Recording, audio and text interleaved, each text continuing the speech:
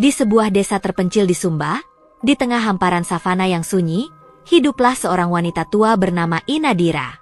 Ia dikenal sebagai penenun ulung yang mampu menciptakan tenun ikat dengan motif-motif yang begitu indah, hingga orang-orang dari jauh rela menempuh perjalanan panjang untuk membelinya. Namun, ada satu kepercayaan yang tersebar di desa itu. Siapapun yang mencoba meniru tenun ikat karya Inadira tanpa seizinnya akan menghadapi kutukan mengerikan. Tidak ada yang tahu pasti bagaimana kutukan itu bekerja. Tetapi cerita tentang orang-orang yang melanggar larangan itu berakhir tragis.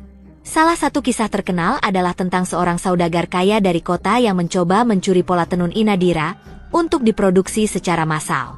Tak lama setelahnya, ia ditemukan tewas di rumahnya dengan tubuh terjerat benang-benang tenun yang tidak pernah bisa dipotong. Namun, generasi muda di desa itu mulai menganggap kisah-kisah ini hanya dongeng belaka. Salah satu dari mereka adalah Dara, seorang gadis muda yang ambisius dan ingin menjadi penenun terkenal seperti Inadira. Dara sering memperhatikan Inadira bekerja dari kejauhan, berharap bisa mempelajari tekniknya. Suatu hari, ketika Dara sedang berjalan-jalan di sekitar rumah Inadira, ia menemukan sebuah tenun ikat tua yang tergeletak di bawah pohon lontar. Pola dan warnanya begitu indah dan rumit. Lebih indah dari apapun yang pernah ia lihat. Ini pasti hasil karya Inadira, pikir Dara, matanya berbinar. Tanpa berpikir panjang, ia membawa tenun itu pulang. Di rumahnya, Dara mencoba mempelajari pola tersebut. Ia mencatat setiap detail dan mulai menenun kain dengan pola yang sama. Ketika ia bekerja, malam terasa semakin sunyi. Angin mendadak berhenti bertiup, dan suara jangkrik hilang seketika. Dara merasa bulu kuduknya berdiri, tapi ia mengabaikannya. Ia terlalu terpikat oleh keindahan pola itu. Ketika malam semakin larut, Dara mulai merasa ada sesuatu yang mengawasinya. Dari sudut matanya, ia melihat bayangan hitam bergerak di sudut ruangan. Hanya bayangan, gumamnya, berusaha menenangkan diri. Namun, ketika ia menoleh, ia melihat kain tenun yang ia bawa tadi bergerak sendiri, seperti ada tangan tak terlihat yang menyentuhnya. Dara terkejut dan menjatuhkan alat tenunnya.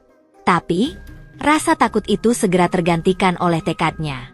"Aku tidak akan menyerah," katanya keras-keras, mencoba meyakinkan dirinya sendiri. Keesokan paginya, Dara bangun dengan tubuh yang lemas. Ia merasa seperti tidak tidur semalaman. Di cermin, ia melihat wajahnya pucat, dan di lehernya ada bekas seperti lilitan benang. Mimpi buruk saja, pikirnya, mencoba mengabaikan keanehan itu. Namun, hari itu, keanehan-keanehan terus terjadi. Ketika Dara mencoba menenun, alat tenunnya tiba-tiba patah tanpa sebab. Benang-benang yang ia gunakan kusut sendiri, dan setiap kali ia mencoba meluruskan benang itu, jari-jarinya terluka seperti digigit sesuatu yang tak terlihat. Malam harinya, Dara mendengar suara-suara aneh di luar rumahnya, seperti langkah kaki yang berat dan suara napas tersengal-sengal. Beberapa hari kemudian, Dara memutuskan untuk menemui Inadira. Ia merasa ada yang salah, dan hanya Inadira yang mungkin tahu jawabannya. Namun, ketika Dara tiba di rumah Inadira, ia mendapati wanita tua itu sedang duduk di depan rumahnya, menatapnya dengan tatapan tajam. "Kamu mengambil sesuatu yang bukan milikmu," kata Inadira dengan suara dingin. Dara tertegun. "Saya tidak bermaksud jahat, Ina. Saya hanya ingin belajar."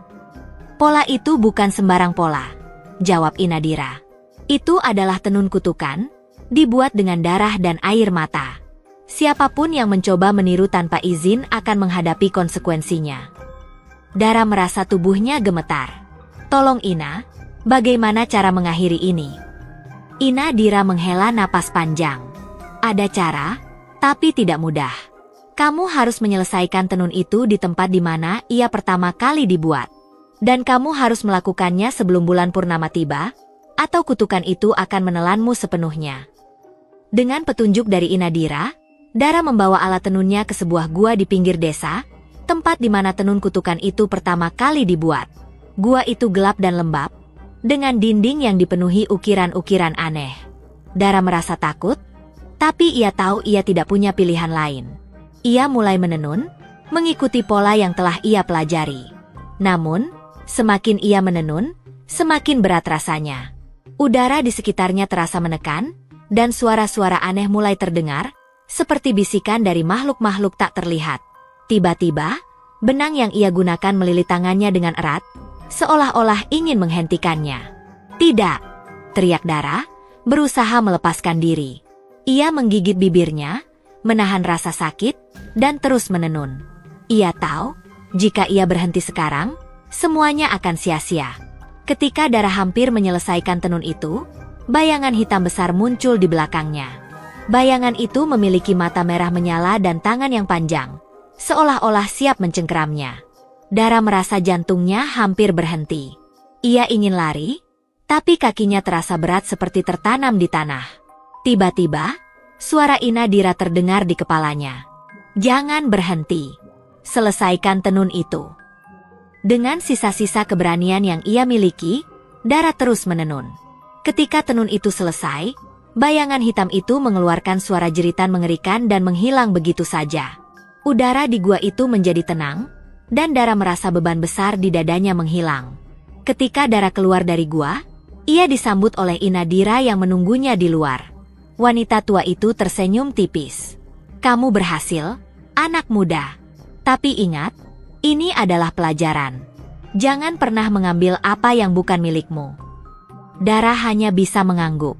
Ia tahu, pengalaman ini akan terus menghantui ingatannya. Dan sejak hari itu, Dara tidak pernah lagi mencoba meniru karya orang lain.